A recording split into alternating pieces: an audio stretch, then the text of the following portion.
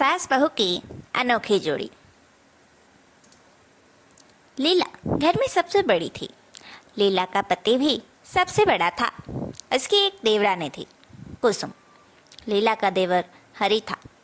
लीला के पति ने अपनी पूरी जिंदगी की कमाई, अपना सारा बचत, सब कुछ अपने भाई पर लगा दिया कि वो पढ़ लिख कर कुछ बन जाए। और ऐसा हुआ भी। लीला का देवर पढ़ लिख कर एक बहुत बड़ा आदमी बन गया, लेकिन फिर उसने गांव में रहने से इनकार कर दिया। वो अपनी बीवी कुसुम को लेकर शहर रहने चला गया। लेकिन लीला और उसके पति के पास कुछ भी नहीं था, बिल्कुल भी पैसे नहीं थे घर चलाने के लिए। उनकी एक बेटी थी, इसलिए उन्हें घर का खर्चा चलाना था। और घर का सारा खर्चा कुसुम और उसका पति हरि देते थे।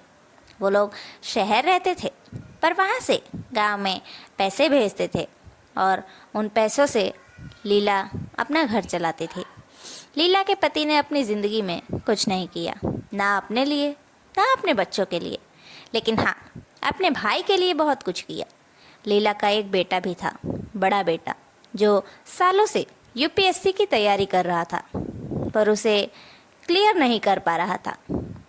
ये लीला के पति की मजबूरी थी कि उसे अपने भाई के पैसों से पलना पड़ रहा था, और इस मजबूरी का फ़ायदा लीला का देवर उठाता था। सही मायने में फ़ायदा उसकी देवरानी कुसुम उठाती थी, और कुसुम की हर बात उसका पति हरि सुनता ही था। जैसे कि वो कही कि महारानी हो, कुसुम जो कहती थी वही हरि करता था।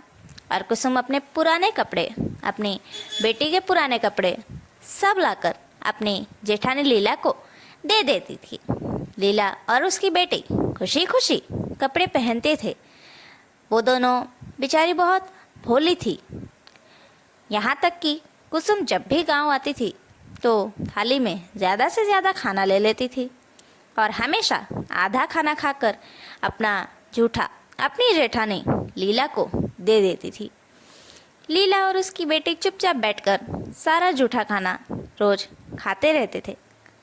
वो तो बेचारे दोनों अपना मानते थे, कुसुम और हरि को, लेकिन ये लोग तो हमेशा ही इनको नीचा देखते रहते थे कि इनके पास पैसे नहीं है, कि ये लोग भिखारी है, हमारे पैसे खाते हैं, हमारे पैसों पर ऐश करते हैं।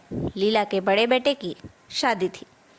शादी का पूरा खर्चा हरि और कुसुम दे रहे थे। वो लोग हमेशा लीला और उसके पति पर दबाव डालते थे कि उन्हें फैसिलिटी में कोई कमी नहीं चाहिए।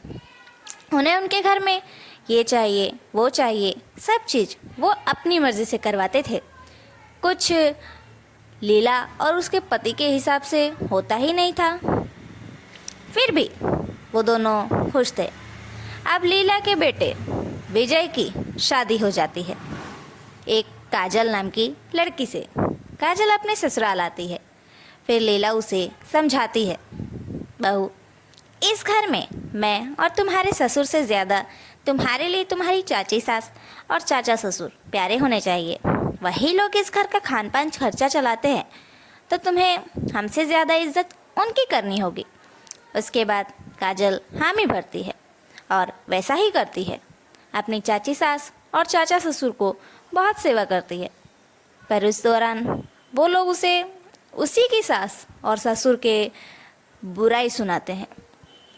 वो लोग भिखारी है, उनका खर्चा तो हम चलाते हैं, हमारे पैसों पर पलते हैं, ये सब कुछ हमने ही किया है, तुम्हारी शादी भी हमने करवाई है। काजल को अच्छा नहीं लगता ये सब। फिर वो देखती है कि उसकी सास अपनी देवरानी के जूठे खाने को खा रही थी, उनके छोड़े हुए कपड़े पहन रही थी। ये सब चीज़ काजल को पसंद नहीं आई, और उसने अपने मायके से आई हुई अच्छी अच्छी साड़ियाँ लाकर अपनी सास को पहना दी, और उन्हें रोज़ अच्छा अच्छा खाना बनाकर ताज़ा ताज़ा खाना खिलाने लगी। इस बात पर उसकी चाची सास सवाल उठाती है कि आज तक इस घर में हर काम मुझसे पूछकर हुआ है, मुझसे पूछकर ही खाना बनता है, और दीदी भी मेरे छोड़े हुए कपड़े पहनती है, तो आज वो नए कपड़े किससे पूछकर पहन रही है। और मुझसे पूछे बिना घर में खाना बना ही क्यों। उसके बाद काजल अपनी चाची सास को जवाब देती है, माँ जी घर की सबसे बड़ी है और आप तो उनसे छोटी है ना। भले ही इस घर का खर्चा आप चलाते हैं, पर हर काम तो माँ जी से ही पूछ कर होना चाहिए, और वो आपके छोड़े हुए कपड़े नहीं, बल्कि आपको उनके छोड़े हुए कपड़े पहनना चाहिए, क्योंकि आप उनसे छोटी है।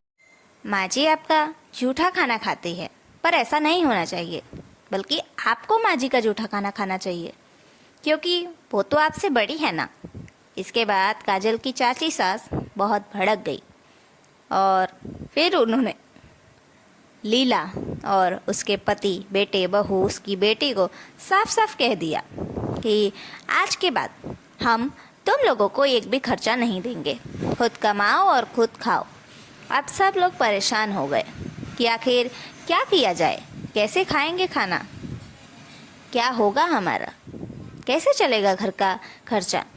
क्या आप भी जानना चाहते हैं कि क्या होगा इस कहानी में आगे? तो कहानी का पार्ट 2 ज़रूर देखें, जो कि हम आपके लिए जल्द लेकर आएंगे। अगर कहानी अच्छी लगी हो तो लाइक ज़रूर करें और कमेंट करके ज़रूर बताएं कि आपको हमारी कहानी कैसी लगी।